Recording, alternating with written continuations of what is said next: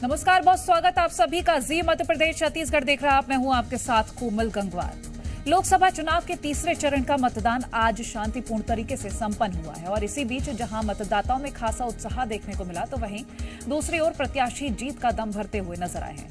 MP की 9 सीटों पर आज मतदान हुआ तो वहीं छत्तीसगढ़ में आज आखिरी चरण का मतदान संपन्न हो गया है और इसी बीच सामने आया वोट प्रतिशत, जहां कई तरह के इशारे ये वोट प्रतिशत करता हुआ नजर आ रहा है। तो आखिर इस चुनावी संग्राम में कौन कितना मजबूत है और जनता ने किसका साथ दिया है, अग्नि परीक्षा में आज बात इसी मुद्दे पर। वोटरों से भी मिल रहे हैं जो रुझान कांग्रेस की तरफ आ रहा है। मोदी जी हैं तो मुमकिन है। देश को बनाने का काम ये आदरणीय मोदी जी ही कर सकते हैं, ये पूरे देश की जनता जानती है। देखिए, एक तो प्रधानमंत्री का संतुलन बिगड़ा हुआ है, अब मुख्यमंत्री की भी मानसिक संतुलन बिगड़ चुका है।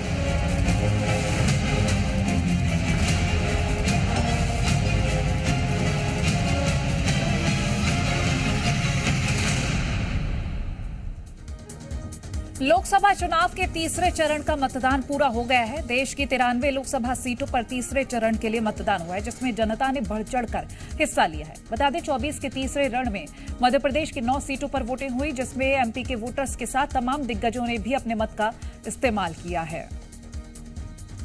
तो जहां गुना से कांग्रेस प्रत्याशी यादवेंद्र सिंह यादव ने सुबह अशोकनगर पहुंचकर मतदान किया, वहीं सागर से बीजेपी प्रत्याशी लता वानखेड़े ने मतदान केंद्र पहुंचकर अपने मत का इस्तेमाल किया। बैतूल लोकसभा सीट से बीजेपी प्रत्याशी दुर्गादास उइके ने सुबह सुबह मतदान केंद्र पहुंचकर वोट किया। राजधानी भोपाल में कांग्रेस प्रत्याशी अरुण श्रीवास्तव ने भी अपने गांव के पोलिंग बूथ पर मतदान किया। इधर राजगढ़ से कांग्रेस प्रत्याशी और पूर्व सीएम दिग्विजय सिंह ने मतदान केंद्र पहुंचकर वोट डाला है। गुना से बीजेपी प्रत्याशी और केंद्रीय मंत्री ज्योतिरादित्य सिंधिया ने भी मतदान केंद्र पहुंचकर अपना मत का इस्तेमाल किया है। तस्वीरें हम आपको दिखा रहे हैं।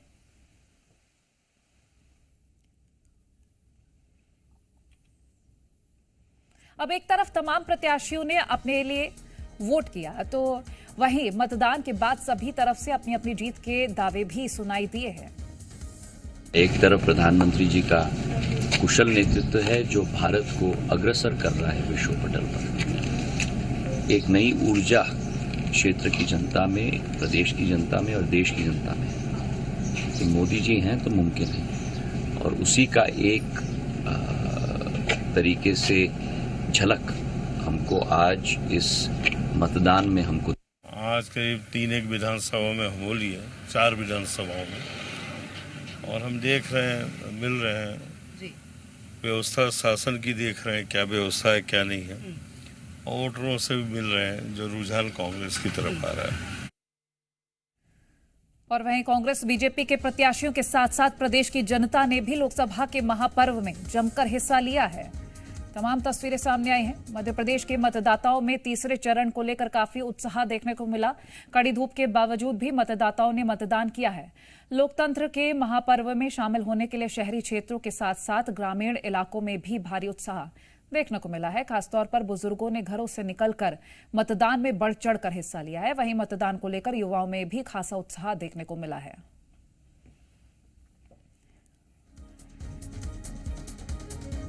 तो ये तो बात हुई मध्य प्रदेश की, और अब आपको छत्तीसगढ़ की भी तस्वीरें दिखा देते हैं। छत्तीसगढ़ में तीसरे चरण की 7 सीटों पर शांतिपूर्ण मतदान संपन्न हुआ है।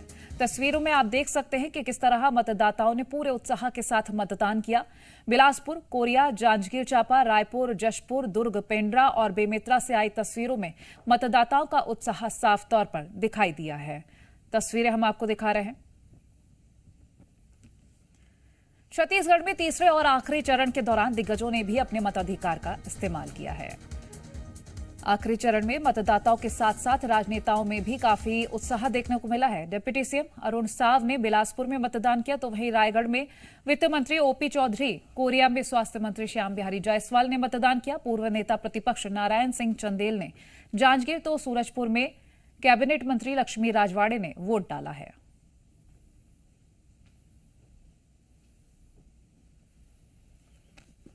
तो ये तस्वीरें हम आपको सभी दिखा रहे हैं जहां दिग्गजों ने अपने अपने मत अधिकार का उपयोग किया और पहुंचकर ये तस्वीरें भी देखिए सामने आ रही हैं। और आपको बता दें जनता ने तो उत्साह दिखाया ही है, वहीं ये दिग्गज भी पहुंचे थे अपने मत अधिकार का उपयोग करने के लिए। तमाम तस्वीर आपको दिखा रहे हैं। डिप्टी सीएम अरुण साव, वित्त मंत्री ओपी चौधरी और स्वास्थ्य मंत्री श्याम बिहारी जायसवाल, पूर्व नेता प्रतिपक्ष। तो ये तमाम तस्वीरें आपको हम दिखा रहे हैं। और एक तरफ जहां मतदान संपन्न हुए हैं तो वहीं दूसरी ओर सियासी बयानबाजी भी जारी है। मतदान के दौरान जहां बीजेपी कांग्रेस पर हमलावर नजर आई तो वहीं दूसरी ओर कांग्रेस अपना बचाव करती हुई नजर आई है। वातावरण है भारतीय जनता पार्टी के पक्ष में, क्योंकि पूरे देश की जनता का विश्वास भारतीय जनता पार्टी के प्रति और हमारे देश के जो यशस्वी प्रधानमंत्री हैं श्री नरेंद्र मोदी जी, उनके प्रति बढ़ा है। आगे विकसित भारत के लिए और आने वाले 5 वर्षों में आर्थिक क्षेत्र में तीसरा बड़ा सबसे ताकत देश को बनाने का काम ये आदरणीय मोदी जी ही कर सकते हैं। ये पूरे देश की जनता जानती है और सबका आशीर्वाद। छत्तीसगढ़ के मतदाताओं का बहुत बहुत धन्यवाद, आभार। आज छत्तीसगढ़ में 7 सीटों पर मतदान हुआ, शांतिपूर्वक मतदान हुआ। इस तरह से छत्तीसगढ़ में पहला चरण, दूसरा चरण के बाद तीसरा चरण पूरी तरह से संपन्न हो चुकी है और इससे स्पष्ट हो चुका है कि छत्तीसगढ़ में इस समय छत्तीसगढ़ की जनता ने भारतीय जनता पार्टी के खिलाफ में मतदान किया है और कांग्रेस के पक्ष में मतदान किया है। छत्तीसगढ़ की कुल 11 लोकसभा सीटों में इस समय कांग्रेस पार्टी भारतीय जनता पार्टी से ज़्यादा सीटें जीतकर आ रही है और देश में कांग्रेस की सरकार बन रही है। मध्य प्रदेश और छत्तीसगढ़ में हुए मतदान के बाद अब आपको 2024 का मतदान प्रतिशत भी बता देते हैं। सबसे पहले बात मध्य प्रदेश की करेंगे। बैतूल में 68.47% मतदान दर्ज किया गया। भिंड में 51.34% मतदान हुआ। वहीं भोपाल में 58.42% और गुना में 69.72% मतदान दर्ज किया गया। ग्वालियर की बात करें तो 57.82% मतदान दर्ज किया गया। मुरैना में 57.82% मतदान किया गया। राजगढ़ में 72.38% मतदान दर्ज किया गया। सागर में 62.13% मतदान दर्ज किया गया है। तो ये बात हुई 2024 की। और अब आपको 2019 का भी वोट प्रतिशत दिखा देते हैं कि उस दौरान किस सीट पर कितना मतदान प्रतिशत दर्ज किया गया। मुरैना की बात करें तो यहां 2019 में 61.96% मतदान दर्ज किया गया। भिंड में 54.53% मतदान दर्ज किया गया था। और ग्वालियर की बात करें तो ग्वालियर में साल 2019 में 59.82% मतदान हुआ था। ये तमाम फीसदी जो है हम आपको 2019 के बता रहे हैं, जहां मतदान का प्रतिशत गुना का 70.34% मतदान हुआ था। सागर में 65.54% मतदान हुआ था। और भोपाल की बात करें 65.74% मतदान हुआ था।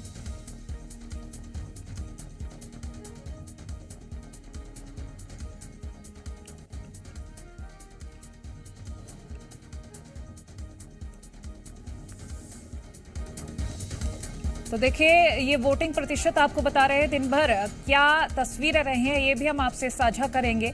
जगह जगह से हमारे सहयोगी हमारे साथ जुड़ेंगे क्योंकि पूरा दिन भर काफी उत्साह भी देखा गया है और वोटिंग प्रतिशत कितना फाइनल रहा है ये जानेंगे और क्या कुछ खास रहा है, तमाम तस्वीरें आपसे साझा करेंगे। भोपाल से प्रेरणा मिश्रा हमारी सहयोगी जुड़ गई है, मुरैना से करतार सिंह, रूपेश गुप्ता रायपुर से, हितेश शर्मा दुर्ग से। प्रेरणा, पहले आपके पास आऊंगी, दिन भर का क्या हाल रहा है बताइएगा जरा। बिल्कुल, दिन भर का हाल मैं आपको कोमल बताऊंगी, उससे पहले मैं आपको मतदान प्रतिशत बता देती हूँ।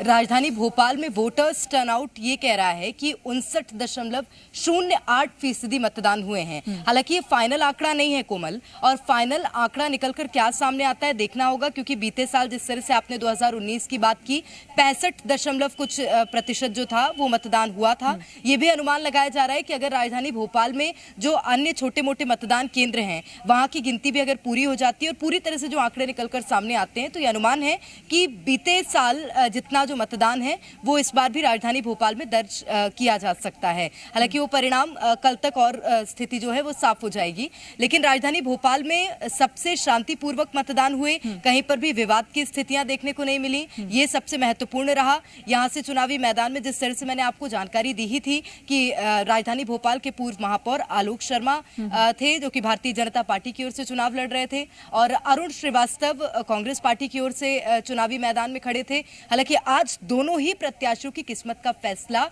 ईवीएम में कैद हो गया है। कोमल, मैं आपको और बता दूं कि राजधानी भोपाल में कुल 23 प्रत्याशी चुनावी मैदान में थे और 24वां नंबर नोटा का था और हालांकि जो दो मुख्य मुकाबला था भारतीय जनता पार्टी और कांग्रेस पार्टी के बीच ही था, लेकिन शांतिपूर्वक मतदान हुआ। सुबह के वक्त की मैं बात करूं, बड़ी संख्या में जो वोटर्स थे वो मतदान केंद्र पहुंचे थे और अपनी उपस्थिति दर्ज कराई थी। दिन के वक्त क्योंकि गर्मी और धूप ज्यादा हो जाती है, वोटर्स की संख्या में कमी देखने को मिली थी। शाम के वक्त एक बार फिर से वही तस्वीरें थी कि वोटर्स में उत्साह देखने मिला, बड़ी संख्या में वोटर्स मतदान केंद्र पहुंचे और 6 बजे तक जो मतदान का समय था वो रखा गया था। 6 बजे के बाद दरवाजे बंद कर दिए और जो मतदान दल है वो अपनी आगे की प्रक्रिया में जुट गया, यानी कि ईवीएम को पैक करना और जो पोलिंग एजेंट्स होते हैं उनकी मौजूदगी में ईवीएम पैक होती है, तो उनकी मौजूदगी में ईवीएम पैक हुई और उसके बाद अब जो आगे की प्रक्रियाएं हैं वो मुझे लगता है परिणाम की ही होंगी और 4 जून को क्या परिणाम आते हैं निकलकर, किसके पक्ष में होते हैं, देखना होगा। राजधानी भोपाल के मुख्य रूप से बात करूं तो ये भारतीय जनता पार्टी के दबदबे वाली सीट मानी जाती है। लंबे समय से यहाँ पर सांसद भारतीय जनता पार्टी का ही बनता आया है और इसके परिणाम हमने 2019 में भी देखे थे। कांग्रेस पार्टी ने पूरी ताकत झोंक दी और अपने दिग्गज नेता दिग्विजय सिंह को चुनावी मैदान में 2019 में उतारा था, लेकिन परिणाम संतोषजनक कांग्रेस पार्टी के लिए नहीं थे 2019 में। अब अगर मैं 2024 की बात करूं, यहां से अरुण श्रीवास्तव एक नया चेहरा कांग्रेस पार्टी लेकर आई है, राजधानी भोपाल वासियों के लिए चुनावी मैदान में है। निश्चित तौर पर मैं लौटूंगी। रुपेश, आपके पास आना चाहूंगी। रायपुर हॉट सीट्स में शुमार है और ऐसे में अगर हम दिन भर के क्या तस्वीरें रही हैं, क्या फाइनल परसेंटेज रहा है, ये तमाम अपडेट्स आपसे लेंगे। देखिए, अगर रायपुर की बात की जाए तो जितनी 7 कॉन्स्टिट्यूएंसी में इलेक्शंस हुए हैं उनमेम सबसे कम वोटिंग परसेंटेज अभी रायपुर का नजर आ रहा है। हालांकि ये आंकड़े बढ़ेंगे और इसको रिवाइज करने के बाद ये उम्मीद की जा रही है कि ये आंकड़ा 68 से 70 के बीच में हो सकता है। हालांकि अनुमान था कि यहाँ पे जिस तरह से तैयारी चुनाव आयोग और प्रशासन ने की थी, उसकी वजह से राजनीतिक दलों की जितनी कोशिश थी उसकी वजह से लग रहा था कि 75 से ज्यादा वोटिंग परसेंटेज हो सकता है, लेकिन उतना नहीं हुआ। अब देखना है कि फाइनल फिगर कितना आता है। जो रिमोट के एरियाज हैं उन एरियाज में बहुत ज्यादा वोटिंग हुई है, चाहे वो कोरबा कॉन्स्टिट्यूएंसी हो, चाहे वो रायगढ़ हो, चाहे वो सरगुजा हो। इन सीटों पर ज्यादा वोट पड़े हैं, खासतौर से वो इलाके जो आदिवासी बहुल इलाके हैं, जो दूर दराज के इलाके हैं, वहां पे वोटिंग परसेंटेज ज्यादा अभी के जो 5:30 बजे के आंकड़े दिख रहे हैं उसमें नजर आ रहा है। शहर में अपेक्षाकृत कम मतदान दिख रहा है, चाहे वो बिलासपुर की बात की जाए, चाहे वो अंबिकापुर की बात की जाए या फिर रायपुर शहर की बात की जाए। कंपैरेटिवली जो आसपास के गांव के इलाके हैं वहां पे ज्यादा वोटिंग परसेंटेज दिख रहा है। तो इसकी वजह क्या रही ये देखना पड़ेगा। दूसरी चीज की महिलाओं ने बढ़ चढ़कर हिस्सा लिया है मतदान में। सुबह से लंबी कतारें थी महिलाओं की और जो सुबह सुबह सबसे पहले चूंकि गर्मी भीषण पड़ रही है, 45 डिग्री तापमान है, इस लिहाज से सुबह काफी वोटिंग हो गई, लेकिन दोपहर के समय वोटिंग परसेंटेज डाउन था, कतारें थोड़ी सी छोटी हो गई थी। शाम के समय मौसम बदला और मौसम थोड़ा सा खुशगवार हुआ, उस समय वोटिंग परसेंटेज कुछ और देखने को मिली। तो अभी इंतजार किया जा रहा है फाइनल आंकड़े का, लेकिन जिस तरह से उम्मीद थी कि ज्यादा वोटिंग परसेंटेज जिस तरह से अभियान चलाया गया था उसी के आसपास वोटिंग परसेंटेज नजर आ रहा है। अब देखना यह है कि इस वोटिंग परसेंटेज के क्या मायने हैं, क्योंकि जो राजनीति के जानकार हैं वो आंकड़ों को लेकर के बैठ गए हैं, गुड़ा भाग कर रहे हैं, अनुमान लगा रहे हैं कि अगर किस पॉकेट और किस ब्लॉक में किसके वोटर्स ज्यादा हैं, तो वहां पे मैं लौटूंगी। करतार मुरैना से जुड़े हैं। करतार, आप अपडेट दीजिएगा, जो अभियान चलाया गया था मतदाताओं के लिए कितना फायदेमंद साबित हुआ है? देखिए कोमल, लगातार प्रशासन द्वारा स्वीप प्लान चलाए गए, जगह जगह मतदाताओं को जागरूक करने के लिए तमाम सारे प्रोग्राम चलाए गए। प्रशासन की कोशिश थी कि मतदान का प्रतिशत है वो बढ़े, हालांकि उस प्रतिशत में ज्यादा इजाफा नहीं हुआ। अभी जो शाम का जो प्रतिशत निकल के आया 57% आया, लेकिन धीरे धीरे जो रिवाइज होगा उसके बाद में देर रात तक जितनी भी टीम्स आ जाएंगी उसके बाद ये पूरा जो आंकड़ा है वो निकल के आएगा कि आखिर एक्चुअल आंकड़ा क्या है। 60% के आसपास पहुंचने की संभावना है। दिन भर हुआ की स्थिति रही, तमाम सारे जो नेता है वो एक दूसरे पर चुनावी मैदान में एक दूसरे पर रस्सा कसी कसते रहे, लेकिन आज सुबह नेताओं को नजरबंद किया गया। देर शाम तक होते होते तीनों नेता आपस में बड़े खुश होकर बात कर रहे थे। ऐसा लग रहा था कि ये आपस में चुनाव लड़े ही नहीं।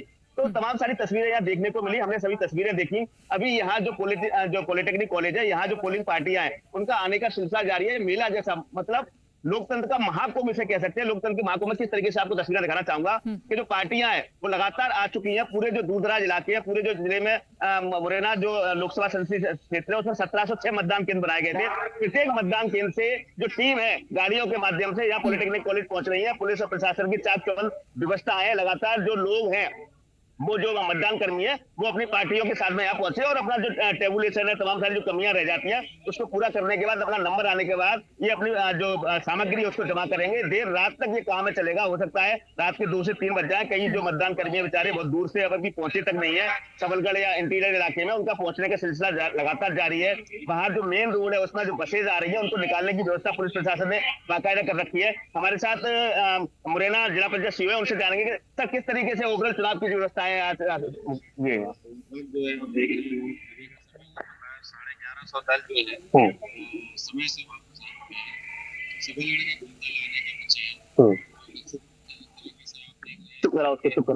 इस गर्मी के मौसम में भी आपको यहाँ थोड़ी ठंडक का एहसास हो रहा है। करतार, आवाज थोड़ी क्लियर नहीं आ रही है, मैं लौटती हूँ आपके पास। हितेश हमारे साथ दुर्ग से जुड़ गए हैं। हितेश, आप बताइएगा दुर्ग में आज पूरा दिन भर क्या तस्वीरें रही हैं? जी देखिए, बिल्कुल आपको कोमल बता दूं कि दुर्ग जो लोकसभा है वो 2 जिलों में बटा है। दुर्ग और बेमेतरा 9 विधानसभा की सीटें आती है। 68% के लगभग का मतदान हुआ है। हालांकि ये फाइनल आंकड़ा नहीं है, आंकड़ा थोड़ा बढ़ भी सकता है। 68% के लगभग का मतदान बताया जा रहा है। लेकिन इसी बीच आपको बता दूं कि पाटन ने एक बार फिर बाजी मारी है। देखिए, पूर्व मुख्यमंत्री भूपेश बघेल का विधानसभा क्षेत्र है पाटन, और विजय बघेल जो कि लोकसभा के बीजेपी के प्रत्याशी है, वो भी एक बार वहां से विधायक रह चुके हैं। विजय बघेल का भी अपना एक अच्छा खासा दबदबा है। अब देखिए, कांग्रेस और बीजेपी दोनों की लड़ाई में हर बार ये होता आया है कमोबेश कि लोकसभा चुनाव में पाटन से बीजेपी जीतती है, लेकिन विधानसभा चुनाव में कांग्रेस जीतती है। सबसे अधिक मतदान यदि कहीं हुआ है तो पाटन विधानसभा में हुआ है। 72% के लगभग का आंकड़ा आया है। तो वहीं शहरी इलाकों की बात करो तो भिलाई नगर सबसे ज्यादा जो इलाका है, भिलाई नगर सबसे बड़ा इलाका है। भिलाई नगर में महज 60% के लगभग ही मतदान हुए हैं। ये एक कहीं ना कहीं चिंतनीय विषय है कि इतने जागरूकता कार्यक्रम चलाए गए, स्वीप के कई तरह के आयोजन किए गए, लेकिन उसके बाद भी भिलाई जैसे इलाके में यदि मतदान का प्रतिशत कम होता है तो ये चिंतनीय विषय है। इसके अलावा आपको बता दूं कि विजय बघेल और राजेंद्र साहू दोनों आमने सामने हैं। हालांकि जब दोनों से हमारी बात हुई तो दोनों ही प्रत्याशी अपनी जीत को लेकर के आश्वस्त नजर आए। तो वहीं जो राजेंद्र साहू है उनका कहना था कि कांग्रेस की 5 गारंटी की जो योजना है वो पूरी तरह काम करेगी। तो वहीं विजय बघेल जो बीजेपी के जो प्रत्याशी है उनका कहना था कि नरेंद्र मोदी पर लोगों को भरोसा है, मोदी की गारंटी पर काम करेगी। और कहीं ना कहीं देखिए, महिलाओं ने बढ़ चढ़कर, वाकई में जैसे रुपेश जी बता रहे थे, महिलाओं ने बढ़ चढ़कर दुर्ग में भी हिस्सा लिया है। जहां भी वोटिंग की गई वहां महिलाओं की जो लाइन थी वो ज्यादा देखी गई। और एक बात और बता दूं कि जो महिला जो वोटर है वो दुर्ग लोकसभा में 10,000 ज्यादा है। मतलब पुरुष मतदाताओं से 10,000 की संख्या में महिला वोटर ज्यादा है। तो कहीं ना कहीं आप सभी सहयोगियों का बहुत शुक्रिया तमाम जानकारी और तस्वीर हमसे साझा करने के लिए। और चलिए फिलहाल अग्नि परीक्षा में इतना ही। देखते रहिए जी मध्य प्रदेश छत्तीसगढ़।